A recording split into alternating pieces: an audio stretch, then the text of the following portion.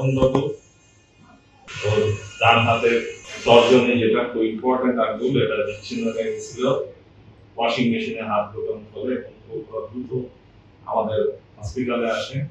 আমি দেখার পরে যখন অ্যাসেস করি যে রিপ্ল্যান্টেশন প্রয়োজন, তখন আমরা তাদেরকে বলি এবং তারা রাজি হলে তখন আমরা অপারেশন শুরু করি। এবং আমরা যেটা করি, এর